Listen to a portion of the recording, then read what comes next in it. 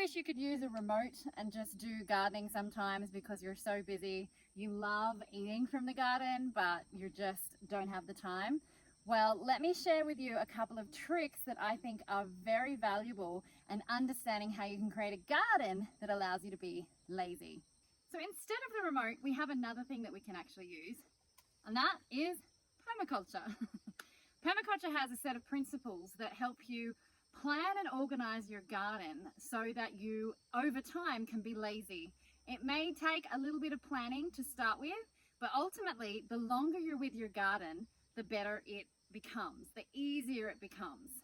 I want to share a story of what happened just the other day with one of my farmers here on how we realized we could actually save time and improve the cover that we use for our garden. For me to do that, let's go down to another garden. So I was walking in the veggie garden with my friend who's a permaculture teacher, and he said to me, did you know that wood chips can actually take nitrogen from the soil?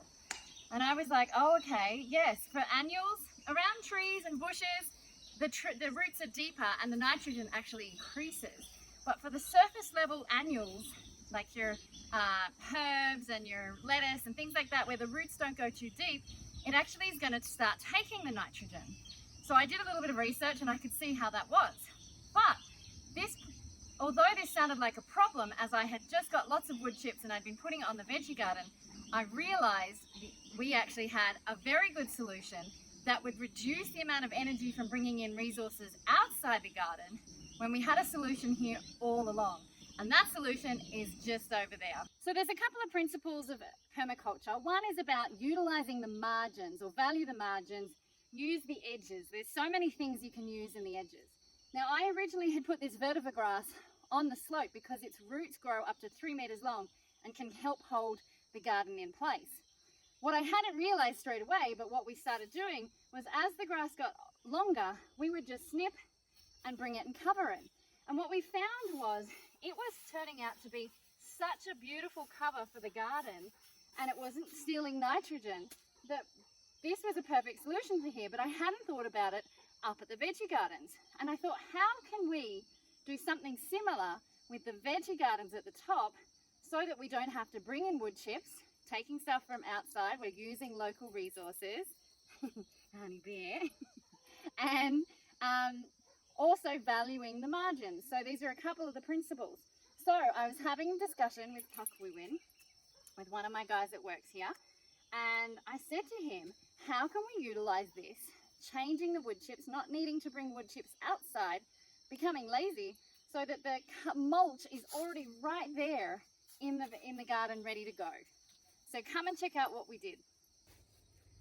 So here we are next to my second garden bed, and we have just found a space, an edge that wasn't being used, and it's getting perfect sunlight.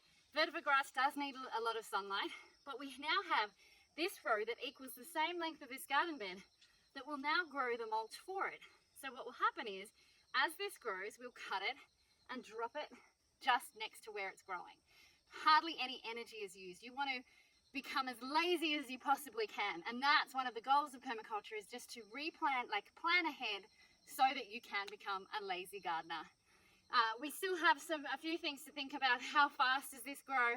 How often do we need to put it? We've got lots of beds here, but this is just one of the examples of how you can become a lazy gardener utilizing permaculture planning and tips. If you want to learn more about all of this, you should come join the Thriving with Nature community. This is where we have many different leaders, including permaculture teachers, to teach you how to live your life self-sufficiently, off-grid, and thriving with nature. Check out the link below and come and join us and have a lot of fun doing it. Thank you so much for watching. Give us a thumbs up if you got value out of this, and let me know in the comments some of the lazy tricks you've managed to do in your garden. Happy thriving!